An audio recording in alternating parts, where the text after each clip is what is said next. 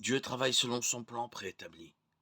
Il en poursuit la réalisation au cours de l'actuelle dispensation. Il est important de discerner ce qu'il fait et comment entrer dans ce mouvement venu des cieux, et ce qui doit être réalisé en nous pour collaborer avec lui.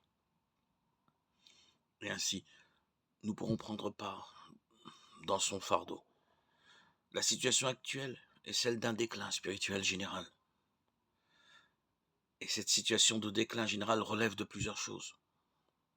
La première, c'est que le Christ est sauveur et non le Seigneur. Il peut sauver, mais non régner. C'est là la réalité dans beaucoup de croyants. La seconde, c'est que la croix, dans son principe, n'est pas vécue intérieurement. L'expérience de Romains 6, baptisé en sa mort, est en fait inconnue dans la vie d'un grand nombre, et la cause immédiate en est que Christ n'est pas Seigneur. Car c'est en raison de son obéissance, jusqu'à la mort de la croix, qu'il fut élevé souverainement. Philippiens 2, 8, 11. Un seul homme, nouveau, un seul corps par la croix. Éphésiens 2, 15. Il a tout mis sous ses pieds, et il l'a donné pour chef, tête suprême, à l'Église qui est son corps. La plénitude de celui qui remplit tout en tous. Éphésiens 1, 22, 23.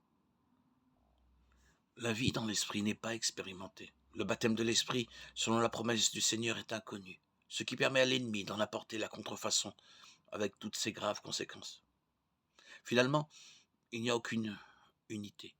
L'unité spirituelle est organique et vivante. La vie de Christ est une, parce que Christ est l'unité parfaite en lui-même. Cette unité qui doit être rétablie dans l'homme résulte de l'élimination progressive de la vie de l'ancienne création par la croix, afin que nous vivions dans la résurrection. Mais cela demande des conditions nécessaires. Nous devons être appelés à une importante constatation, celle des matériaux.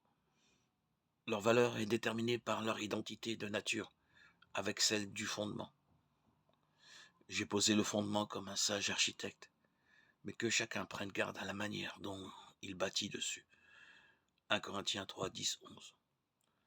Poser le fondement implique que nous ayons vu Christ par une révélation du Saint-Esprit, afin d'apporter la connaissance vivante de lui-même. Christ est la vision de l'Église. En le voyant, nous commençons à voir ce qu'est le corps, à savoir une révélation de ce qu'il est en lui-même. Christ est la révélation de l'homme céleste parfait. Il est l'intention de Dieu pour l'homme et pour l'Église, le nouvel homme, le contenant de la plénitude, de celui qui remplit tout et en tous. Éphésiens 1, 22, 23. Ainsi, bien que les âmes parviennent au salut, elles ne sont jamais amenées sur le terrain de l'Église et demeurent immatures et en dehors du dessein éternel. Il y a des églises, mais il est très rare de voir l'Église. C'est une déclaration sévère, je le sais, mais il sera toujours impossible d'amener les croyants sur le fondement qu'est Christ, à moins qu'une révélation de Christ soit la base du ministère qui annonce Christ. Il y en a aujourd'hui peu qui puissent témoigner. Il a plu à Dieu de révéler son Fils en moi. Galates 1, 15, 16.